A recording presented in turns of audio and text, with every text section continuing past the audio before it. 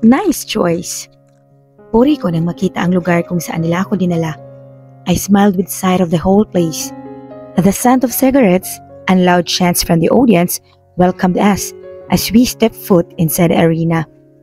In the middle of the arena is a ring. They call it Ring of Death, an underground combat field, and the only way to win is to kill.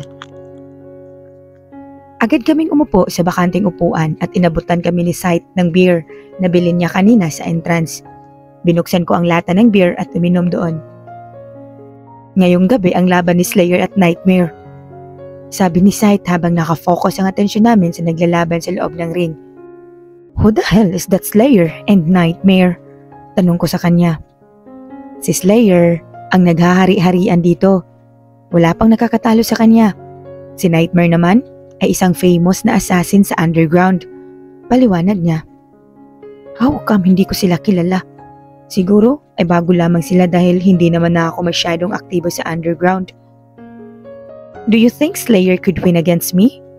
Nagkatinginan kami ni Sight nang marinig na magsalita si Zask na kanina patahimik at parang napilitan lang sumama. He's seriously looking at the ring. I think you can. But with his strength, I also think it's not enough to defeat him. Sagot ni Sight habang pinapasadahan ng tingin ang buong katawan ni Zask na tila inaanalisa ito. Why don't you try? Ayos lang naman sa amin ni Sight kung umuwi kami na dalawa na lang since kill to win ito. Question ko, kaya agad naman silang napatingin sa akin. Bigla namang tumawa si Sight na parang inaasar si Zask kaya matalim itong tumingin sa amin. She's right. Show us what a leader of Sifa's army can do. Sabi ni Sight. Ganun na lamang ang pagkabigla namin nang bigla siyang tumayo at naglakad. Akala namin ay nag-walk out siya sa sobrang inis pero habang sinusundan namin siya ng tingin, ay nagpunta siya sa organizer ng event at kinausap ito. Ilang sandali pa ay nagsulat ang organizer at tumango sa kanya. Is he even fucking serious? I asked in disbelief. Maging si Sight ay hindi makapaniwala sa ginawa ni Zask. Damn, Frost. Sa tingin mo ba, pwede akong maging susunod na leader ng Sifu's army? He asked me out of nowhere while still looking at Zask that is now walking toward us. Should I call Draven and tell them to prepare for a funeral? Sigonda ko naman habang tinitignan ang paparating na si Zask. Hell yeah, bulong niya. You both look stupid. Bungad ni Zask nang marating ang upuan niya. We're just joking you. You don't need to take it seriously. Inis na sigaw ko sa kanya. He just looked at me and opened another can of beer. Are you worried for me? Parang wala lang na tanong niya at uminom ng beer. I just rolled my eyes on him. Of course, who wouldn't? And Sifo still needs you. Sigaw ko muli sa kanya. Maging si Sight ay nag-aalala para sa kanya. That's right, dude. You don't have to do this. Sabi ni Sight. Zask just smirked and looked at us. Instead of worrying about me, worry about yourselves. Napakunot ang noon namin sa sinabi niya. Agad niya kaming inabutan ng papel at gano'n na lamang ang pagkabigla namin nang mabasa ang nakasulat dito. What the? Sight and I shouted in chorus. Literal na nakanganga habang nakatingin kay Zask. What? Let's show them what we've got. Sabi niya habang tumatawa pa. Hanggang ngayon ay nakatitig pa rin kami sa kanya at gulat na gulat dahil una, pinalistan niya rin pala ang pangalan namin sa lalaban at pangalawa, tumatawa siya. He's always serious and quiet and his presence alone shouts authority, but right now, he's having fun all by himself. What the hell, Zask? Naibulalas ko na lamang sa sobrang inis. Ladies and gentlemen, before we start the most awaited fight of the night, let's have a warm-up first. Napatingin na ulit kami sa ring nang magsalita ang MC. It's not that I'm afraid of anything. Iniisip ko lang na baka mabangasan na naman ako or kami rito. We still have a war to deal with.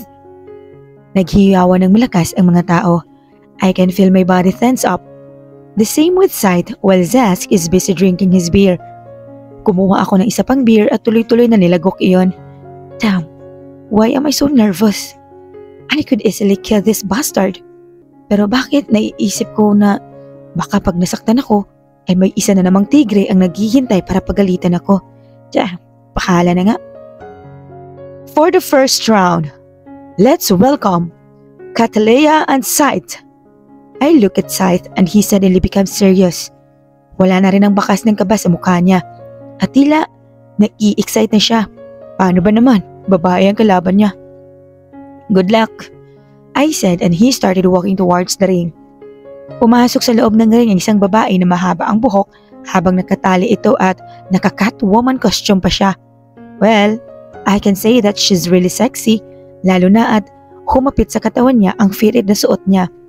Napuno ng hiyawan ang buong arena at pumasok na rin si Scythe sa loob ng ring. May hawak na latigo ang babae habang si Scythe naman ay nakatayo lang doon habang nasa bulsa ang mga kamay. He's smirking while looking intently at the girl in front of him. Hindi rin naligtas sa mata ko ang pagtitig nito sa dibdib ng babae at sumipol pa ang kupal. Tila nainis naman ang babae rito kaya agad sumugod ito at pinalo ang latigo kay Scythe. Scythe didn't even move an inch. He effortlessly caught the whip and pulled it close to him. Kasama namang nahatak ang babae at sinapo ni Scythe ang likod niya. I saw Scythe whispered something to the girl and in an instant, a punch landed on Scythe's handsome face. His lips bleed but he smirked even more. Sumugod ulit ang babae, this time without the whip. Umiwas lamang si Scythe at parang ginawa niya lang talagang tanga ang babae kaka-atake na walang tinatamaan. Napahawak ako sa bibig ko nang makita na sinipa bigla ni Scythe sa tiyan ang babae dahil para mawalan ito ng balanse at mapaupo. Damn, I get it that he need to fight. I'm just surprised that he can really hurt a girl like that. Agad siyang lumapit dito at sinabunutan ng babae patayo. Dumaing ang babae sa sakit na siyang nagpalawak ng ngiti ni Scythe. That girl is such a weak ass. Hindi ko alam kung bakit at ano ang dahilan, pero sa isang iglap ay nakahiga na sa sahig ang babae at walang malay. Scythe victoriously smiled and bowed. Agad namang nag-ingay ang audience at bumalik si Scythe sa tabi namin. Hindi man lang ako pinagpawisan. Pagyayabang niya pagkalapit niya. I really chose an easy opponent for you. You're just good with guns. Sagot naman ni Zask. It looks like they've already known each other for a long time. For the next round, Slayer versus Zask. Isang malakas na hiyawan na naman ang bumalot sa arena. Binitawan ni Zask ang hawak niyang beer at bumaba na patungo sa ring. What the hell? Bulong ko nang makita ang sinasabi nilang Slayer. Napakalaki ng katawan nito. Halos mamutok na ang sando na suot niya dahil sa malalaking muscles niya. Nagkatinginan kami ni Scythe at tila parehas lang ang reaksyon namin. Magkano pusta mo? Wala sa sariling tanong ko. 500k for Slayer. Sagot niya dahil tila namangha ito sa katawan ng Slayer. Pusta ko buhay mo for Zask. Sagot ko habang kinakabahan na nakatingin sa loob ng ring. Give a nice bet, Frost. Ines na sabi niya. Okay, deal. 500k for Zask. Sagot ko at nag-focus na kami sa loob ng ring.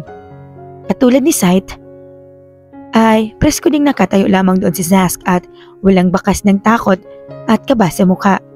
Samantalang ang tinatawag nilang Slayer ay kanina pa nakangisi na parang sigurado na siya sa pagkapanalo niya.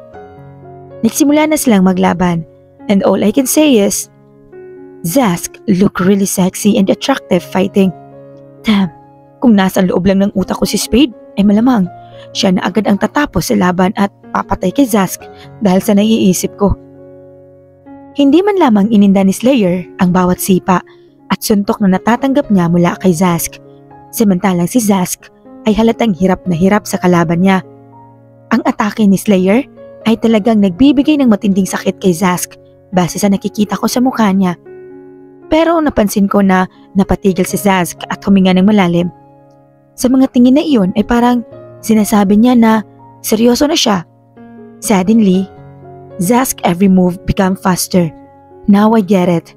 Malakas ang atake ni Slayer, ngunit kulang ito sa bilis. Dahil sa laki ng katawan niya, that's his weakness. Kaya ginamit iyon ni Zask para patumbahin ang kalaban. Inatake niya ito sa vital points at sa isang iglap ay nakahilata na sa sahig si Slayer.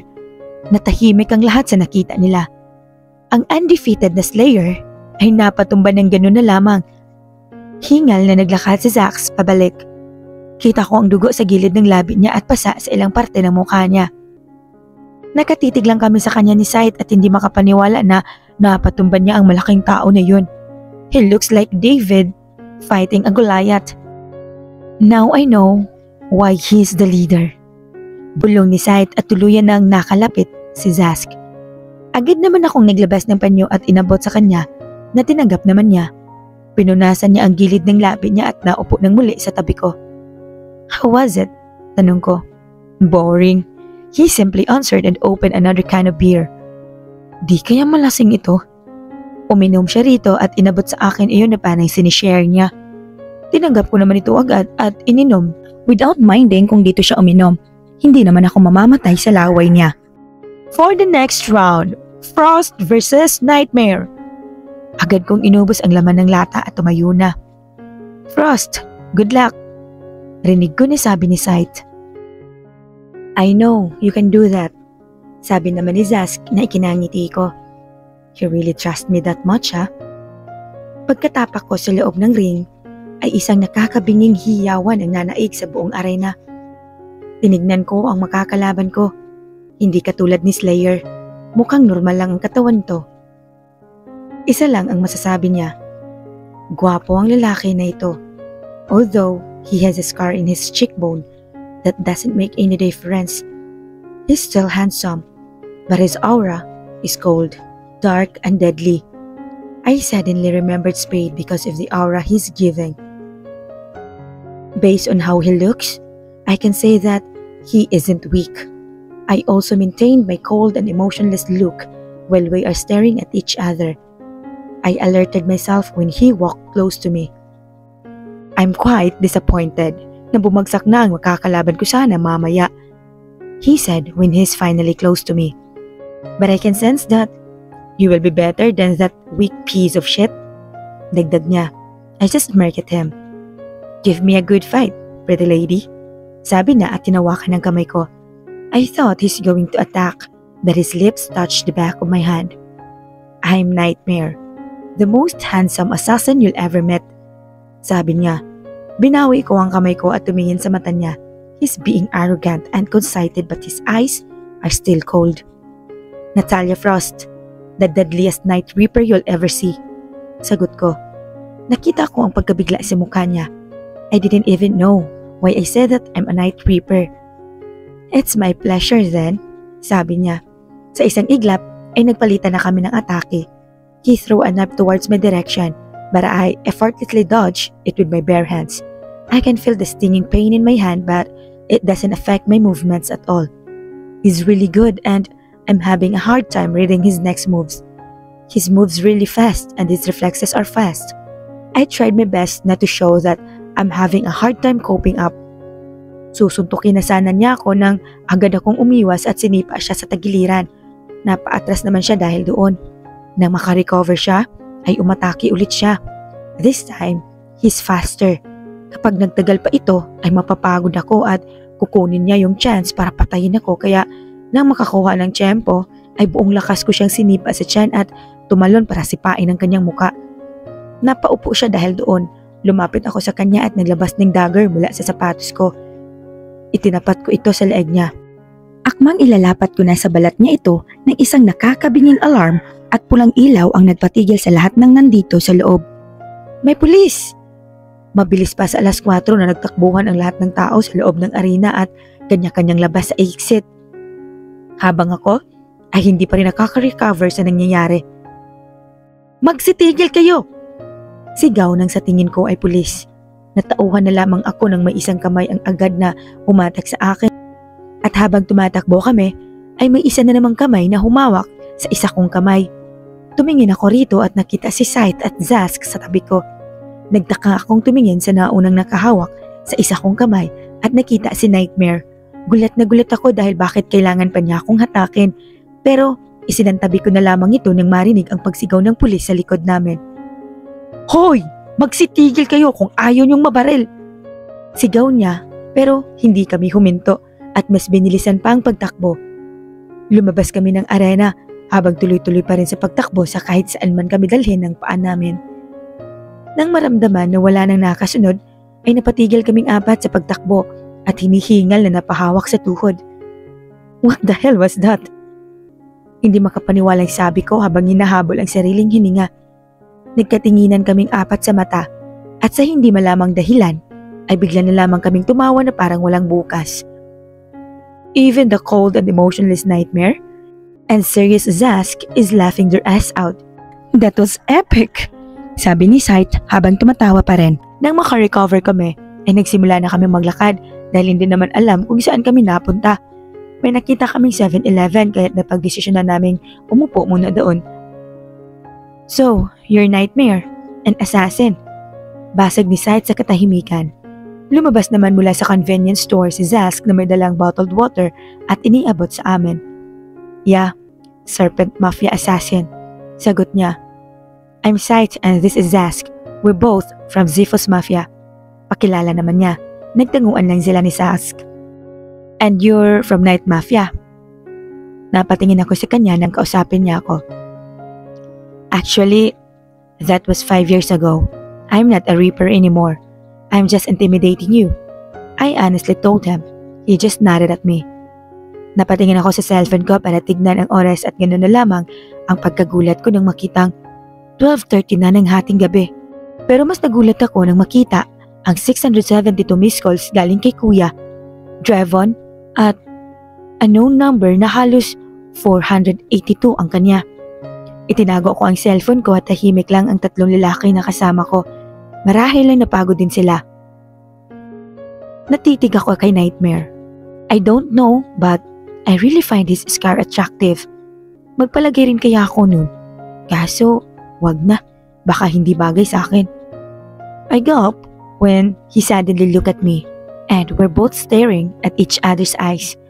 We stayed staring at each other but a loud and horrible car horn cut us off. Napatingin kaming lahat sa kotse at halos manlamig ang katawan ko dahil parang kilala ko kung kanino iyon. Oh no. Please, sana hindi.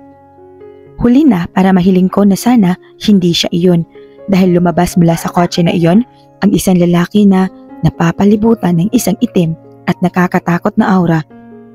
He's looking coldly at me and walked towards me coolly. Bago pa ako makarecover ay naramdaman ko na ang paghatak niya sa kamay ko. Night! Napatigil siya sa paglalakad at napatingin sa pinanggalingan ng boses na iyon. Wala namang emosyon na tinignan niya ito. It's good to see you today, Nightmare. But I still need to deal with my girlfriend. Inakbayan ako ni Spade. Munti ka na sana akong kiligin sa girlfriend thingy at sa paakbay niya. Pero narealize ko na hindi ito basta akbay. He's strangling the hell out of me. But they know each other? Bago pa makasagot si Nightmare, ay agad niya akong hinatak at buong puwersang pinasok sa sasakyan. Hindi ako makaimik, ni hindi ko rin kayang magalit sa ginawa niya. I don't think I can stand the aura surrounding him. He suddenly leaned on me. I thought he was going to do something but he just put on my seatbelt. Nagstay pa siya ng ilang segundo sa harap ko bago tuluyang umalis. Napalunok ako nang bigla niyang hampasin ng malakas ang manibela ng sasakyan at paandarin niyon. Spade.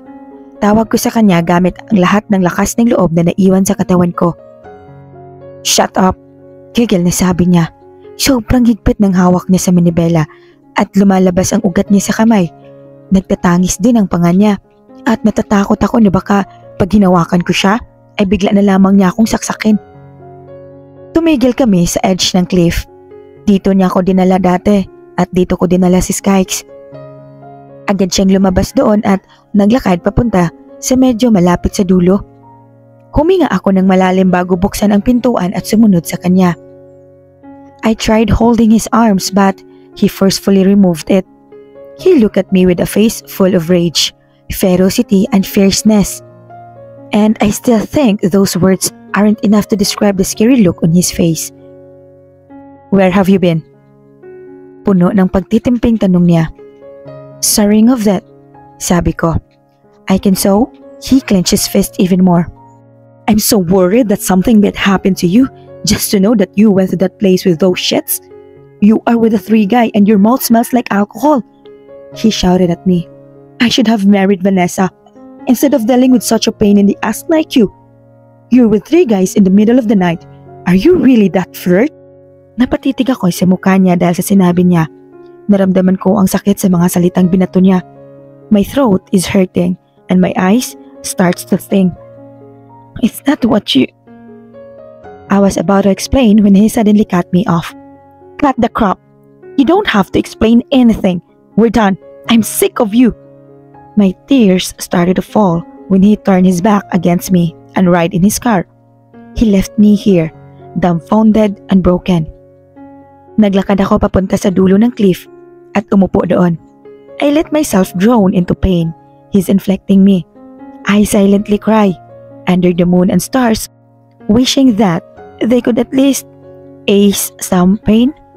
I'd lied on the ground and stared at those shining jewels of heaven while tears are falling continuously. My silent agony turns into a loud cry. I'm crying my heart out. He didn't even let me explain. What would I explain anyway? That I just came there to forget that we just had sex? Sabi niya, sana pinakasalan na lang niya si Vanessa. Bakit hindi niya pakasalan?